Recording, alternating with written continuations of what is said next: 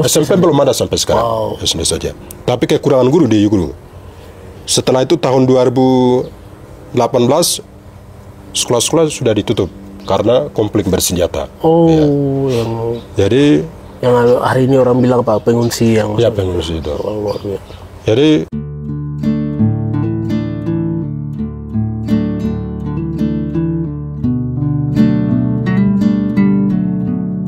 Halo Bapak Ibu pemirsa semuanya, salam kami dari Tanah Papua untuk kamu semuanya yang sedang menyaksikan obrolan kita kali ini.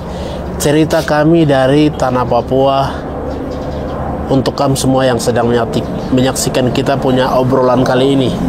Kali ini saya Nies akan ngobrol di channel metrobalim.net. Kami akan cerita tentang bagaimana perjalanan sosok anak muda yang progresif, yang luar biasa mendirikan sekolah rakyat di Kabupaten Duga, di beberapa kampungnya, di kampung Yuguru ya, di Yuguru. Jadi Bapak Ibu semuanya yang sedang menyaksikan ngobrolan kita kali ini, saya sudah kedatangan kamrat satu ini di samping kanan saya.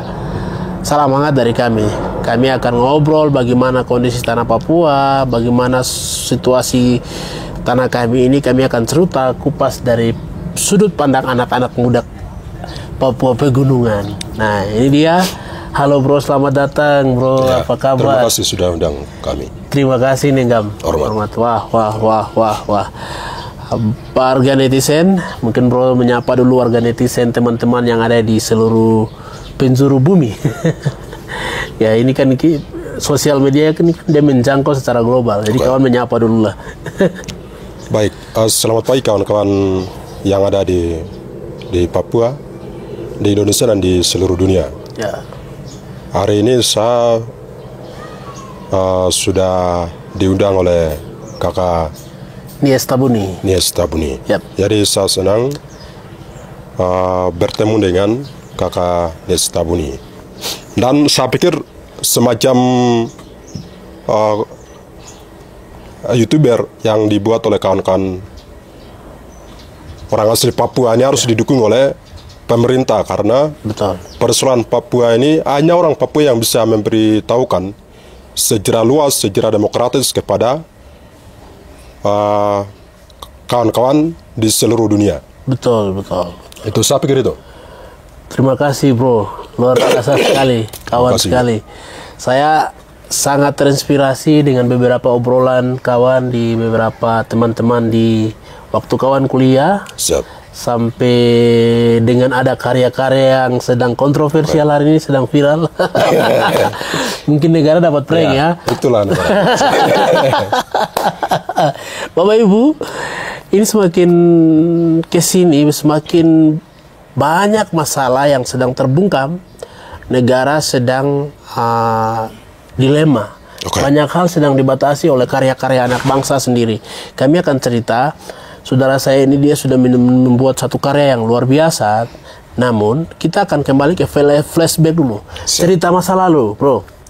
Masa lalu di kampung halaman. Bagaimana perjalanan pendidikan, kondisi pendidikan di sana dari kawannya. Tempat diduga sana di Yuguru. Apakah sekolahnya sama dengan kota atau tidak? Lalu berpikir bahwa saya boleh sakit, tapi jangan sakit dengan pikiran-pikiran saya.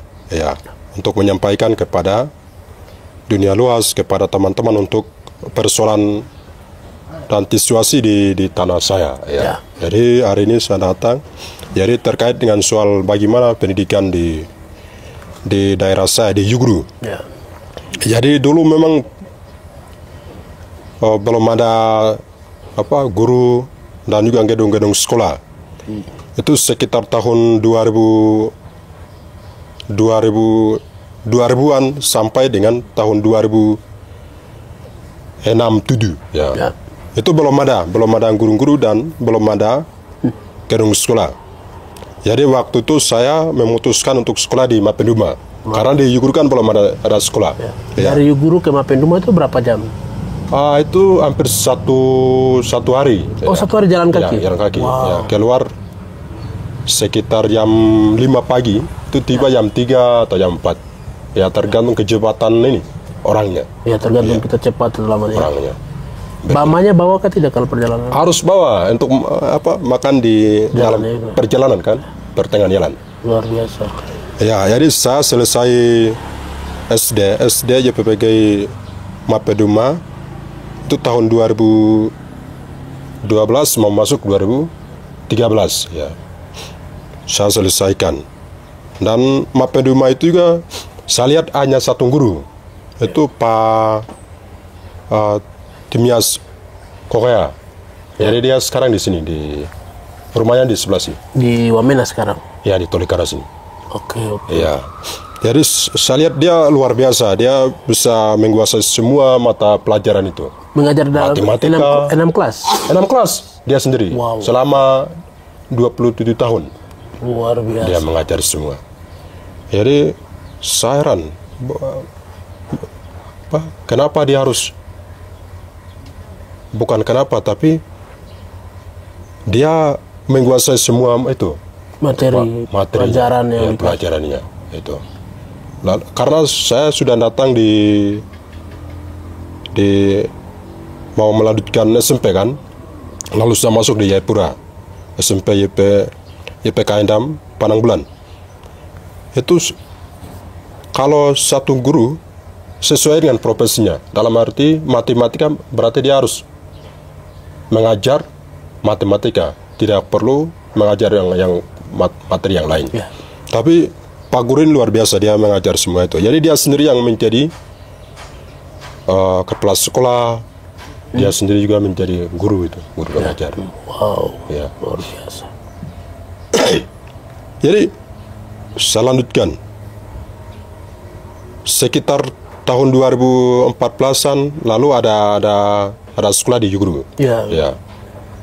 Itu apa, SD, SMP? SD saja. Oh, SMP belum ada sampai sekarang. Wow. SD saja. Tapi kekurangan guru di Yuguru. Setelah itu tahun 2018 sekolah-sekolah sudah ditutup karena konflik bersenjata. Oh, Ya. yang Jadi hari ini orang bilang apa, pengungsi yang ya pengungsi itu. Oh, luar biasa. Jadi setelah saya selesai kuliah, saya pulang ke kampung halaman. Saya melihat anak-anak sudah besar, tapi mereka belum bisa baca, belum bisa menulis itu. Ya, atas dasar itu saya dengan teman-teman bergerak hati untuk mendirikan sekolah rakyat di Yuguru. Luar Itu biasa. tahun 2024 kemarin kami. Luar biasa, visi mulia, bro. Hormat. Hormat. Sampai sekarang masih bergerak. Masih.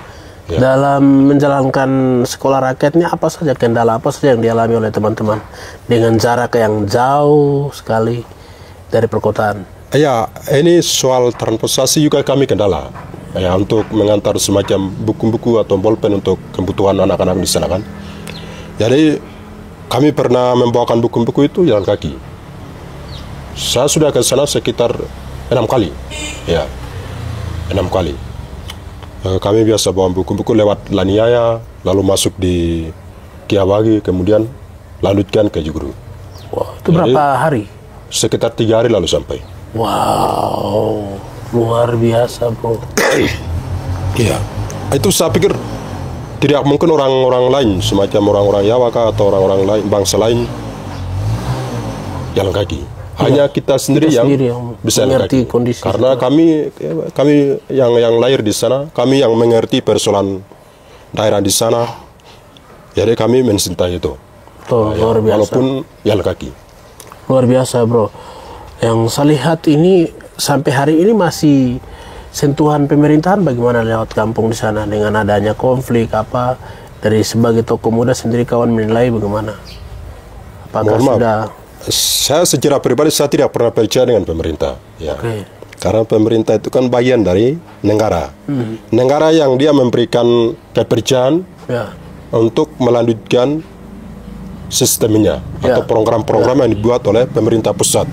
Jadi mereka ini hanya menjalankan tugas, tugas yang diberikan oleh negara. Jadi kalau saya melihat pemerintah daerah untuk melihat persoalan-persoalan terutama konflik bersenjata, ini sejauh ini mereka belum punya inisiatif untuk mengambil langkah-langkah untuk menyelesaikan Ya. persoalan konflik ini. Ya. Ya, paling tidak tarik militer dari Tarik daerah-daerah militer, ya. itu ya. Pendidikan saja mereka tidak perhatikan.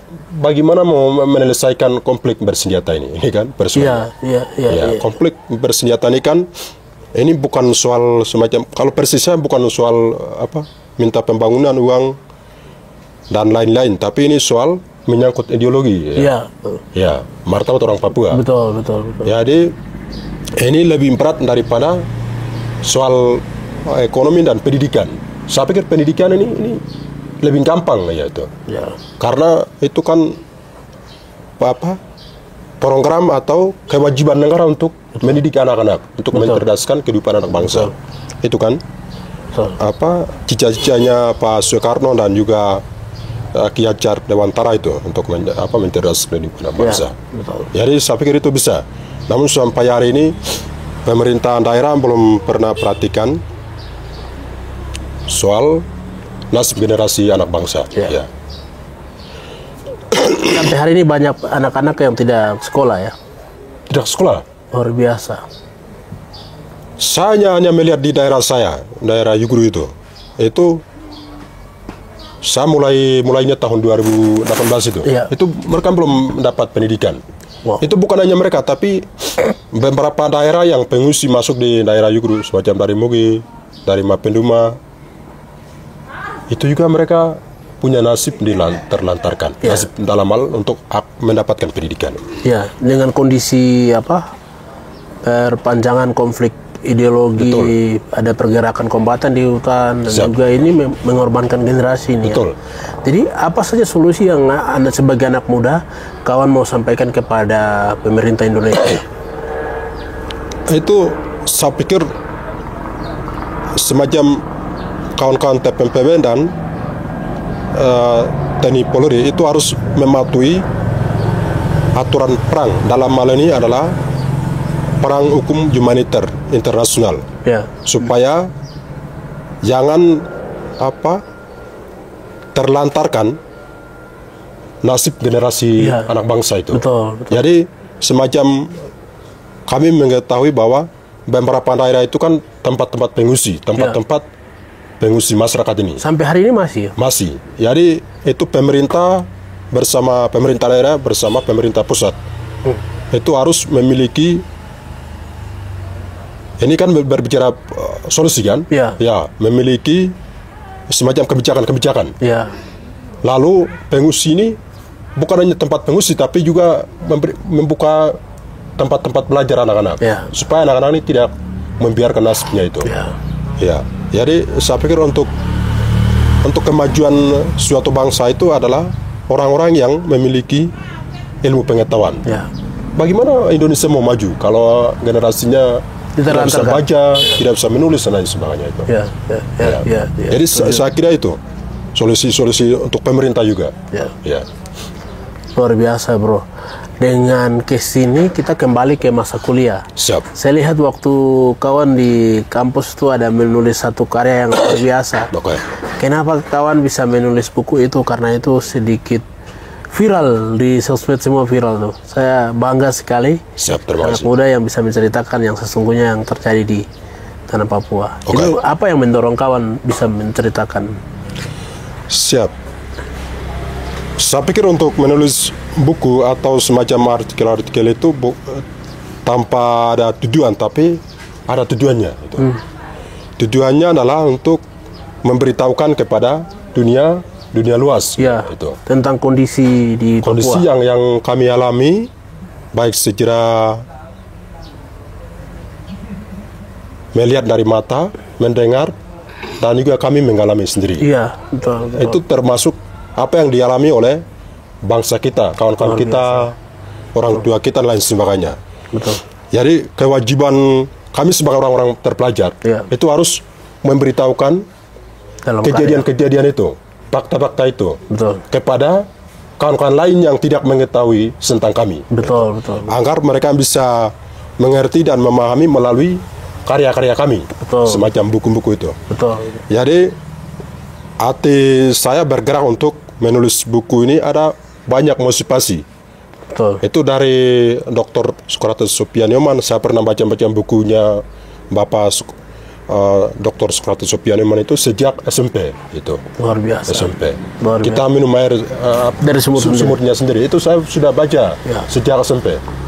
Dan saya mulai tertarik menulis buku itu dari kawan-kawan Indonesia juga. Ya. Kawan-kawan Indonesia yang saya masih ingat adalah kawan anonim. Sore ini nama Semarang ya. Karena kawan ini dia masih bergerak untuk apa? Mereka punya tujuan adalah Indonesia harus revolusi. Jadi saya tidak memberikan nama lengkap, tapi nama anonim. Kami menyebutnya anonim. Jadi dia itu semenjak saya masuk kuliah, saya ketemu tahun 2020-an. Ya. Jadi dia mengajar saya untuk menulis dan lain sebagainya. Jadi saya tertarik dan saya belajar dari mereka untuk menulis buku itu. Ya, jadi dan saya pikir orang lain tidak akan menulis tentang penindasan kami, kriminalisasi kami oleh negara ini. Ya, jadi kami punya kewajiban moral untuk menulis semua itu. Ceritakan semua itu. Makanya saya masih mahasiswa, saya tidak hanya kuliah kuliah, tapi saya juga belajar menulis luar biasa. Karena saya jurusan hukum. Jadi saya pikir saya belajar menulis ini di luar dari itu jurusan saya. Betul. Jadi saya belajar mandiri dengan teman-teman lain Jadi pas saya lagi skripsi, tapi saya juga sedang menulis buku. Wow, luar biasa. Menulis buku. Jadi buku saya pertama itu judul Melawan Pembungkaman Ruang Kebebasan Akademik dan Kriminalisasi Mahasiswa Papua. Itu saya mulai menulis itu. Wow, jadi pas saya sudah selesaikan skripsi, buku juga sudah selesaikan. Wow, luar biasa. Jadi kebersamaan ini diterbitkan, buku diterbitkan, skripsinya sudah selesaikan. Luar biasa. Jadi bersamaan saya ujian itu. Luar biasa. Ujian proposalnya bersamaan. Luar biasa. Jadi buku itu saya sudah bawa karena sudah diterbitkan kan. Kira-kira saya bisa dapat ke tidak? Bukunya. Bukunya ada. Pertama itu ada di sini. Oh, luar biasa. Dan saya minta satu ya. Jadi setelah saya ujian itu kan. Ujian proposal. Bukan proposal. Seminar. Itu setelah itu saya sudah bagikan bukunya ke dosen-dosen saya. Bahkan salah satunya adalah saya pikir ini guru saya juga. Itu Pak Jan Mangadar. Dia adalah pimpinan PBHM atau Pusat Bantuan Hukum Mangadar. Jadi ini dia salah satu orang yang Indonesia, orang Indonesia yang sangat berani, yang ada di NTB, Provinsi Nusa Tenggara Barat. Saya kasih dia juga buku pertama itu, dan itu isinya adalah saya ambil dari Papua juga, semacam sejarah masa lalu tahun 60-an.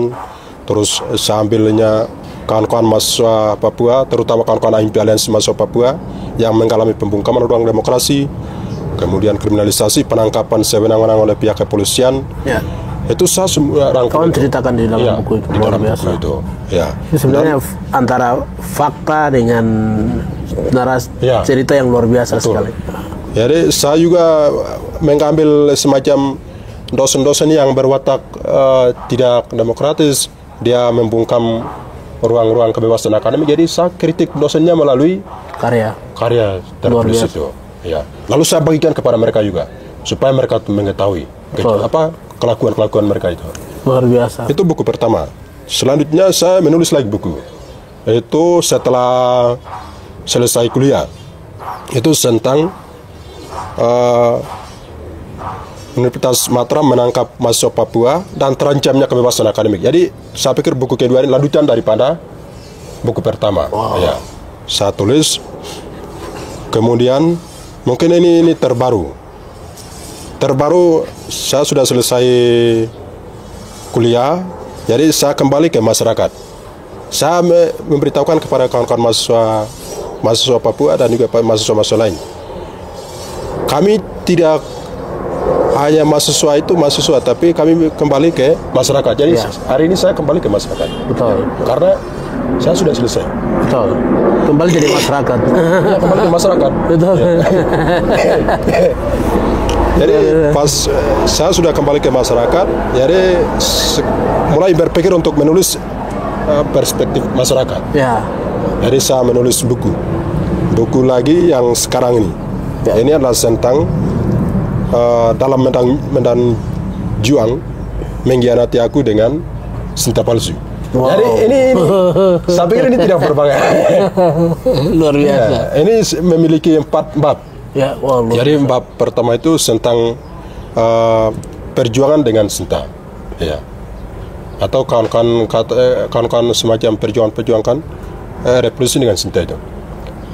Itu bab pertama. Bab kedua adalah tentang belajar bersama dengan kawan-kawan. Ya, kawan-kawan AMP. Ya. Itu. Bab itu berbicara soal sekitar ini juga, persoalan bangsa ini. Ya. Bab ketiga adalah tentang sekolah rakyat itu. Ya. Kenapa harus mendirikan sekolah rakyat? Kenapa harus sekolah rakyatnya ada di Papua? Kenapa sekolah rakyatnya ada di Dugama? Ini yang saya jelaskan. Ya. Ya. Kemudian bab yang terakhir adalah tentang ini yang lebih ngeri adalah tentang penangkapan pilot Philip Martin oleh TPMPB OPM Kondap 3 Dugama di bawah pimpinan Egyanus Korea. Ya. Ya, jadi saya pikir ini membantu negara ini. Kenapa membantu negara? Ya, karena mereka tidak mengetahui kenapa harus pilot ini ditangkap oleh TPMPB. Ya. Tapi saya masuk terobos itu, lalu menjelaskan tujuan daripada penangkapan ini. Ya, ini jelaskan sampai bebasnya pilot. Ya. Tapi bebasnya pilot juga kan dengan iming-iming ya. Iya, karena versi banyak. Jadi saya ini saya sudah terjun ke lapangan. Betul. Negara masih raba-raba di atas udara. Ya. Saya sudah terjun di lapangannya. Ya. Gitu. Lalu mengangkat ini faktanya. Fakta betul. Ya, lalu saya menulis itu. Tapi lagi-lagi buku ini dilarang. Dilarang mungkin surat cinta yang paling menyakitkan apa? Ya, itu saya pikir bagus sekali cerita fakta. Saya berharap semua pelaku literasi bahkan semua akademisi mendukung karya-karya anak-anak muda ini. Dan bahkan buku yang kawan tulis ini kan bukan kita anarkis, tapi kita mengedukasi kondisi situasi yang ini supaya orang-orang di luar dari Papua ini mereka bukan capnya hanya serta-merta lihat hanya banyak isu yang keluar. Kita yang cerita sesungguhnya itu kan luar biasa begitu. Jadi saya pikir dengan upaya proses yang kawan lakukan itu luar biasa. Tapi sampai hari ini masih belum bisa tersebarkan bukunya. Saya pikir ini Pak saya yang buat. Jadi saya memiliki hak cipta. Ya. Jadi saya pikir negara tidak punya hak untuk melarang buku itu. Jadi saya akan berusaha untuk mendapat sebarkan buku itu. Ya. Sekalipun Perpustakaan Nasional Indonesia. Bukan hanya mereka. Saya pikir ini termasuk dalam kawan-kawan kepolisian juga mereka itu intervensi. Intervensi.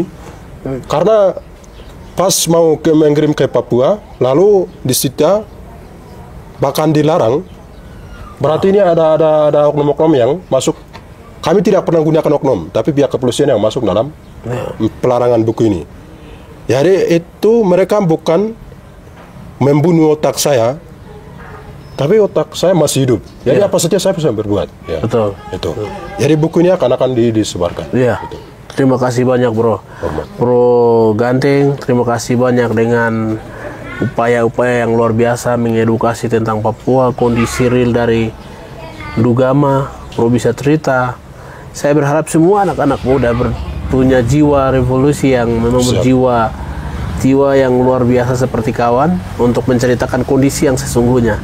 Karena kami kan bukan baik-baik saja. Sebenarnya tubuh kami ini sedang sakit. Gitu.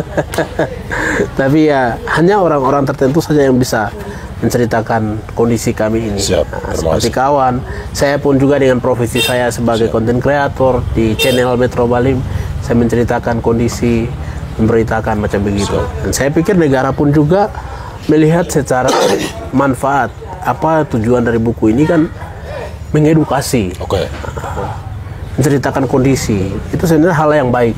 Siap. Pesan apa yang kawan mau sampaikan kepada semua anak-anak muda, bahkan semua pencinta literasi yang ada di seluruh dunia, bahkan di Indonesia, lebih khusus Papua? Siap. Ya, hanya mungkin beberapa kata yang saya mau sampaikan kepada kawan-kawan yang peduli dengan tentang kemanusiaan, keadilan, kebebasan yang ada di seluruh dunia, yang ada di Papua, yang ada di Indonesia dan di luar Indonesia, di luar negeri. Saya pikir soal ini pertama, soal membaca dan menulis ini penting itu, ya penting sekali. Karena soal membaca dan menulis ini akan menambahkan pengetahuan kita, ya membuka wawasan kita. Karena selama ini saya sudah belajar dari Indonesia ini sejak SD sampai perguruan tinggi. Saya juga, mohon maaf, saya bisa dikatakan anak afirmasi SMA dan kuliah, tapi saya melihat Indonesia ini tidak pernah melihat fakta-fakta yang ada di lapangan, tapi mereka selalu memutarbalikan fakta itu. Jadi kita harus memiliki banyak referensi itu untuk melawan kebohongan, kemunafikan yang dilakukan oleh negara ini. Kalau kami tidak memiliki referensi, maka kami aminkan apa yang disampaikan oleh negara, walaupun itu pembohongan, walaupun itu penipuan yang diproduksi oleh negara ini. Itu pertama. Yang kedua adalah kita sebagai orang-orang Papua yang terpelajar, yang peduli dengan tanah kita, kita harus bersatu semacam, walaupun berbeda pandangan, tapi saya pikir itu bukan persoalan untuk menggambar perjuangan kita. Kita harus bersatu bersama untuk melawan dan belajar bersama. Ini penting. Kemudian yang berikut adalah ini untuk pemerintah Papua lebih khusus, ya. Semacam anak-anak Papua yang memiliki kreatif dan memiliki motivasi untuk membuat semacam YouTuber yang dimiliki oleh kakak Nias Tabuni. Ini harus didukung karena kami tidak akan memberitahukan tentang kemanusiaan, tentang kebebasan dan apa yang kita alami di tanah ini. Kami tidak akan memberitahukan kepada media-media atau YouTuber yang dimiliki oleh kawan-kawan luar, terutama kawan-kawan Indonesia. Jadi saya mau memberitahukan bahwa Indonesia itu bukannya rasis secara nyata dengan orang Papua, tapi juga saya pikir media-media juga rasis. Kenapa? Karena mereka tidak pernah mengangkat persoalan-persoalan Papua yang sebenarnya. Betul. Ya, itu. Saya pikir mereka selalu mendukung program-program negara dengan mengkriminalisasi orang Papua melalui media juga. Betul. Ya. Saya kira itu. Oke. Terima kasih bro, sudah ngobrol terlalu luar biasa. Nanti kita ngobrol lagi di obrol-obrol yang berikutnya. Bapak Ibu pemirsa semuanya.